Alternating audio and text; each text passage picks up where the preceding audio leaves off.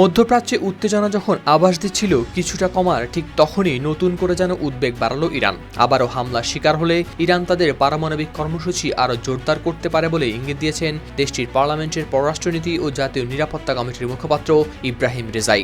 সংবাদ মাধ্যম গালফ নিউজের প্রতিবেদনে প্রকাশ পেয়েছে এই তথ্য।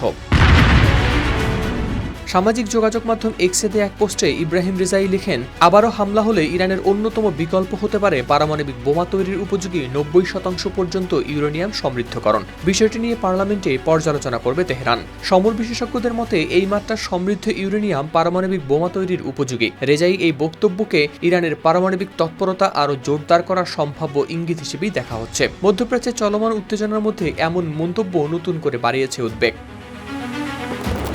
এদিকে যুক্তরাষ্ট্র ও ইসরায়েলের সামরিক অবস্থান এবং ইরানের পারমাণবিক সক্ষমতা নিয়ে চলমান উদ্বেগের মধ্যেই এসেছে এই মন্তব্য। বিশ্লেষকদের মতে ইরানের পারমাণবিক কর্মসূচি সবসময় অঞ্চলটির সবচেয়ে স্পর্শকাতর ইস্যুগুলোর একটি, আর এখন সেই ইস্যু আবার সামনে চলে আসছে নতুন মাত্রায়। সব মিলিয়ে যুদ্ধের উত্তেজনা কমার আগেই পারমাণবিক ইঙ্গিত ঘিরে তৈরি হয়েছে নতুন শঙ্কা। এখন দেখার বিষয় এই বার্তা কেবলই রাজনৈতিক চাপ নাকি সত্যিই নতুন কোনো পদক্ষেপের প্রস্তুতি। হাওলাদার শামীম, RTV।